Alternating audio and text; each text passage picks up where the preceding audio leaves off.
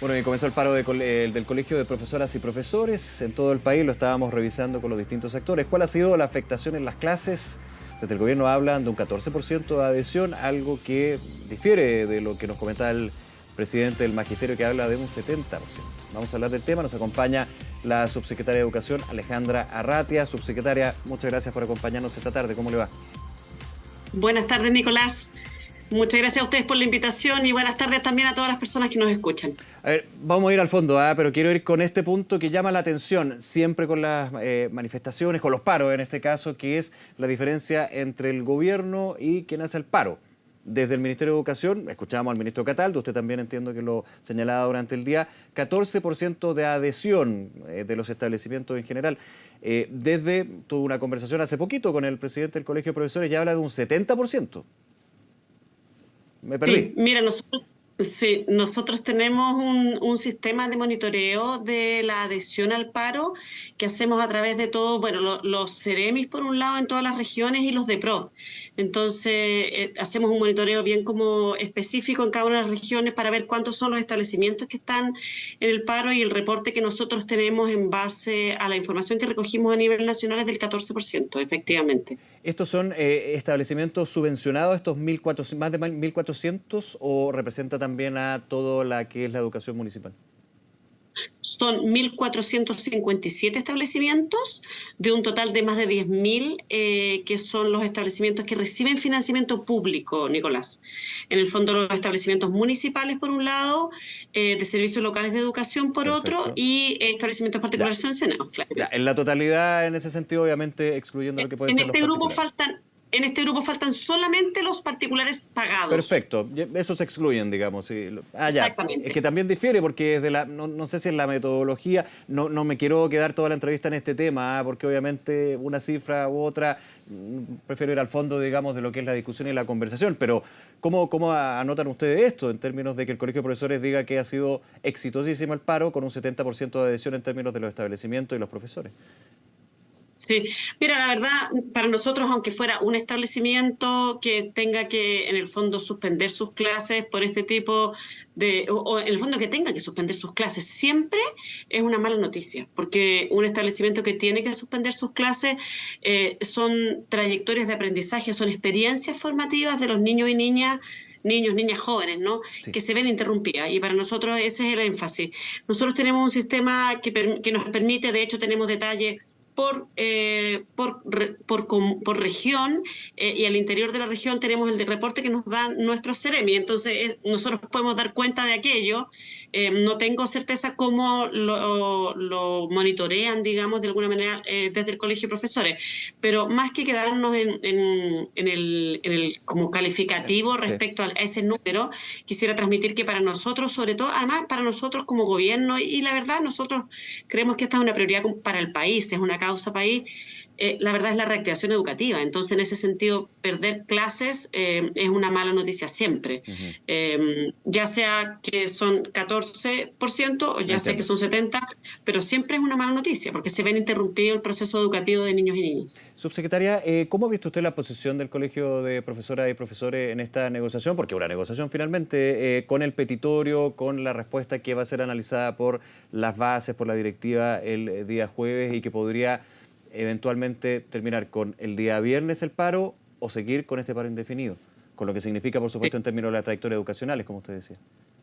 Sí, claro, que es efectivamente el foco de nuestra Por preocupación, ¿no? supuesto. Mira, yo te diría que, a ver, nosotros hemos mantenido permanentemente una relación, un diálogo abierto y un trabajo que busca, en el fondo, ir resolviendo los problemas, los desafíos que tenemos en términos de las condiciones de trabajo, bueno, la verdad, de los distintos gremios de trabajadores y trabajadoras de la educación, en este caso en particular del magisterio, ¿no? Del Colegio de Profesores y Profesoras.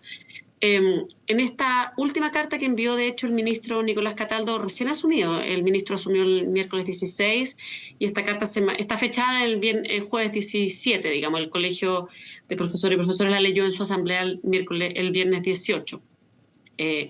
Y nosotros vimos ahí, y de hecho ellos lo reconocieron también, que ellos veían un progreso en esta carta.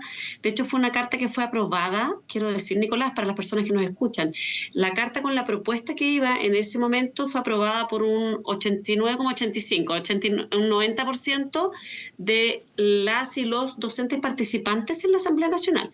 Entonces ese es un primer indicador que a nosotros nos hacía ver que creíamos que los procesos de diálogo, de conversación van en un buen término, ¿no? En términos de que fue bien recibida la carta. En segundo lugar, el proceso de consulta nacional que hace el gremio y que va a todos los... este es un proceso que va a todos las y los docentes en el país. Claro, efectivamente ganó la idea de ir a un paro indefinido, pero no ganó por una abrumadora mayoría, la verdad. La verdad es que fue una votación bastante, uno Dividida, podría digamos. decir como... Sí, fue 53-5 contra 46-5. Sí. Entonces fue bastante como...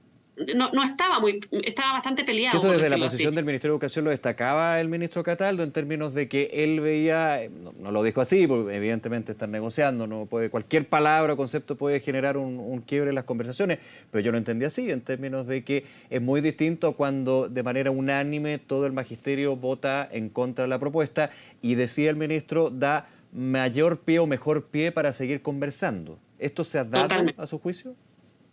Nosotros creemos que sí. Ya. Mira, el día de ayer fue la primera reunión, bueno, que tuvo la directiva del colegio, que tuvimos nosotros desde el ministerio, pero con la directiva del colegio, con el nuevo ministro, ¿no? De hecho, nosotros señalamos, el ministro lo señaló también, hubiéramos querido que esta reunión no fuera en el contexto, en un contexto como el que estamos. De hecho, cuando el ministro les respondió, bueno, y aquí se sigue, quiero decirlo también, se sigue un proceso que se ha venido desarrollando desde que asumimos el gobierno, ¿no? En este caso, el ministro Cataldo sigue de alguna manera con una relación epistolar que hemos tenido con el Colegio de Profesores y Profesoras. Sí, o Esta es sea, la él quinta de hecho al carta que inicio del nosotros gobierno enviamos. ocupaba el cargo que usted tiene. Exactamente, exactamente. Y bueno, ayer en la reunión que tuvimos ellos valoraban bastante varios de los elementos que fueron señalados en esa carta, ¿no? Y en esa carta, bueno, te estaba comentando, en esa carta se le planteó, se invitó a la directiva nacional a ir a una reunión con el ministro el jueves 24, el jueves recién pasado. La directiva decidió que en el fondo, dado que esos días estaban en la votación, no podían ir a esa reunión en ese día, sino que la reunión se realizó ayer. A nosotros, por cierto, nos habría gustado poder realizar la reunión sin un paro indefinido convocado, que de alguna manera como que pone un peso en la conversación específicamente en ese paro, ¿no? Pero sin perjuicio de eso, creo que fue una buena reunión. Nosotros pudimos conversar con ellos y ellas respecto a los temas que les preocupaban. Ellos nos explicaron ahí cuáles eran los temas en los cuales les gustaría tener mayor claridad. Y hoy día como ministerio, bueno, cumpliendo el compromiso que tomó el ministro Cataldo ayer, hoy día como Ministerio de Educación respondimos por escrito, respondimos yo te diría, no sé, alrededor de las 3 de la tarde, Sí. 2:30, 3 de la tarde, ratificando los compromisos que habíamos tomado en las misivas previas y además precisando algunos elementos que ellos nos pedían precisar en función de cosas que no quedaban tan del Claro. todo claras en Esto me lo comentaba, también lo mencionaba el ministro Cataldo, subsecretaria en el ministerio, sobre el tema de deuda histórica, la precisión en términos de que el proyecto de ley sobre deuda histórica, pago de deuda histórico que se enviaría en diciembre por parte del gobierno, abarca el 100% y no el 25%, que es una parte en términos de los bonos de reparación que ha ido evaluando el gobierno, para tenerlo súper claro. Exactamente, ese es un tema. Ahí es importante precisar que en el fondo el proyecto de ley, el proyecto de ley es para el total de las y los docentes Ya. afectados, ¿ya? Ahora, ese ¿Siempre proyecto de estuvo ley, establecido bueno, así, perdón, subsecretaria, o esa lo que pasa es precisión que es un cambio también en la dinámica para lo que va a ser ese proyecto? no, lo que pasa es que lo que nosotros les planteamos en la misiva anterior es que se precisaba como el porcentaje que iba a ser considerado como los casos urgentes. Ujú. ¿Ya? Que ese porcentaje se estableció en un Así es. 25%. Ahora bien, la pregunta que nos hacían ellos es, bueno, ¿qué va a pasar con los otros, ¿no? Con el otro 75%. Entonces aquí estamos precisando que efectivamente el proyecto de ley es un proyecto de ley que considera todo, pero también dentro del proyecto de ley se definen Ya.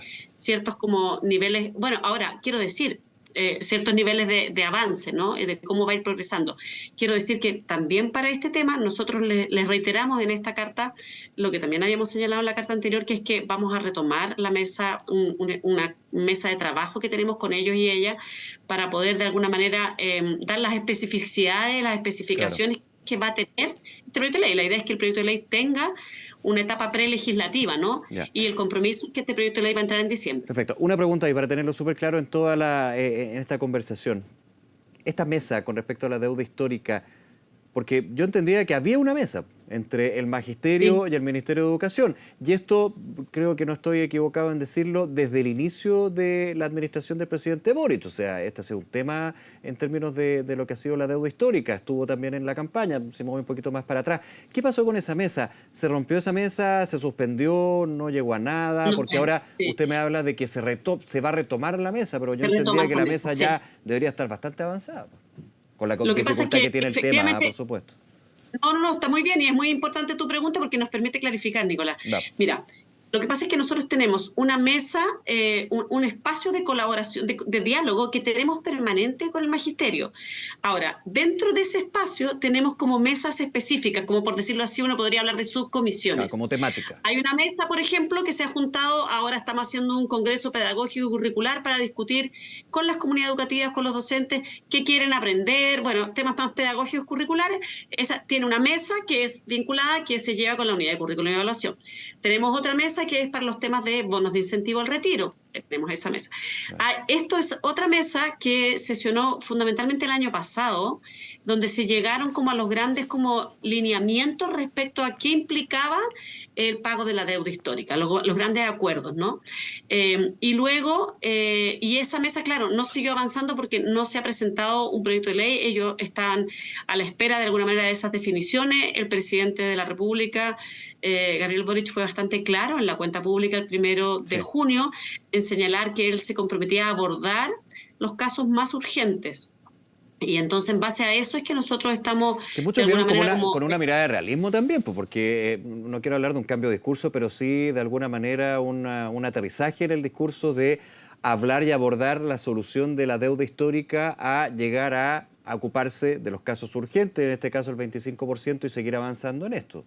De hecho, el mismo ministro de Hacienda, Mario Marcel, decía, sería, voy a parafrasear, perdona, medio iluso pensar que vamos a poder pagar de una lo que significa la deuda histórica, considerando el concepto y el monto que, de hecho, hay que ir evaluándolo. Sí, mira, hay dos cosas te diría. En primer lugar, es de público conocimiento que, claro, lamentablemente no hubo las voluntades en el Congreso Nacional para poder aprobar la idea de legislar para avanzar en una reforma tributaria, en lo que en el fondo ahora está en la línea de avanzar en lineamientos para un nuevo pacto fiscal para el desarrollo, ¿no? Y en ese contexto, efectivamente, se complejizó el avance de este compromiso, ¿no? Es lo que el presidente señaló en la cuenta pública, que él mantenía ese compromiso, pero que los recursos para avanzar con todos, en el fondo, requerían ser, en el fondo, recogidos, ¿no? Avanzar en eso. Eso por un lado, y por lo tanto, pero que él sí se comprometía a avanzar con los casos más urgentes. Lo que nosotros estamos comprometiendo es que vamos a tener un proyecto de ley que considere el global y un avance para el año 2024 con los casos más urgentes, ¿ya? Y va a ser materia del prelegislativo y de las definiciones legislativas, cómo se van a considerar en términos de como de las el encuadre, por decirlo así, para el resto de todo el proceso, toda esa ley, ¿no? Sí. Ahora, y en segundo lugar, te decía yo dos cosas importantes, es muy importante como compartir la información respecto a que el pago de la deuda histórica es de unas dimensiones muy... en el fondo, la deuda como tal, pagar exactamente lo mismo que esa deuda, es de unas dimensiones que son altamente, o sea, que son de otras dimensiones. Sí, de hecho, ¿no? Se manejan cifras, pero desde el gobierno han sido muy cautos en no determinarla. ¿Por qué también se da eso? Claro. Porque hay que partir de un monto. Me imagino que ustedes tienen un monto también, ¿no? Lo que nosotros, en el fondo, en lo que hemos hablado, y eso fue parte de los temas que se trabajaron en la mesa del año pasado, por ejemplo, es que no es que se vaya a pagar exactamente todo el monto de la deuda histórica, sino que lo que va a haber es que se va a pagar un bono reparatorio, un bono de reparación de la deuda histórica. De alguna manera un bono en que desde el Estado se reconoce que hubo un perjuicio para estos docentes, estas y estos docentes que tuvieron en el fondo, que fueron traspasados y se les quedó adeudando Sí. esta parte. Y se les va a hacer un bono reparatorio, pero de alguna manera eso no es el pago exactamente de lo mismo, por lo tanto las dimensiones también son dimensiones que son de otra magnitud, ¿no? Sí. Efectivamente el pago de la deuda exactamente como fue y como completo es algo que es muy difícil de abordar, ¿no? ¿Inabordable?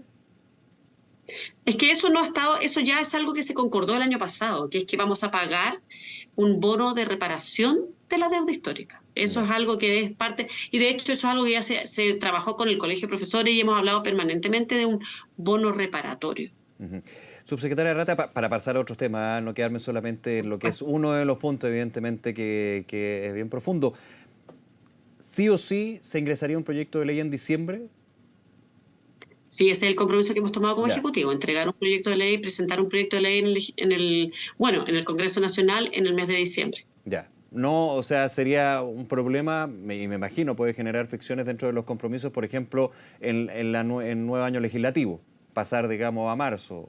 Entiendo que en noviembre más encima está la discusión del proyecto de ley de presupuesto, o sea, sería bien complejo, No, no, pero no, el compromiso que nosotros hemos tomado como a lo que me Ejecutivo refiero es que y me imagino que diciembre no es una fecha antojadiza que a alguien se le ocurrió, vamos a ingresar el proyecto en diciembre. Hay un análisis ahí para fijar esto. por supuesto, y además que hay un análisis también en términos de cómo nosotros necesitamos tiempos también como prelegislativos, porque esto, como usted se imaginará y como las personas que nos escuchan se imaginarán, requiere una serie como en el fondo, de definiciones, ¿no?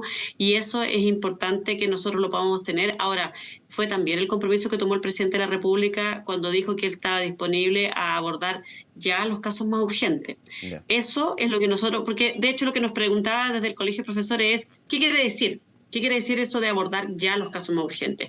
Y esto es lo que nosotros hemos explicitado, que se refiere a que vamos a presentar en diciembre un proyecto de ley que va a abordar, en el fondo, que va a tener un diseño para el total, que va a considerar a todo el universo de personas, en el fondo, sujetas de este beneficio, pero que va a partir por los casos más urgentes que representan el Ahora, que puede ser 25%. un arma de doble filo, porque si yo considero en un proyecto el 100% y en vez de un proyecto considerar el 25%, claramente el universo del 25% es más abordable y puede hasta fluir mayor que un 100% en ese sentido. Me estoy adelantando muchísimo, pero para terminar eso.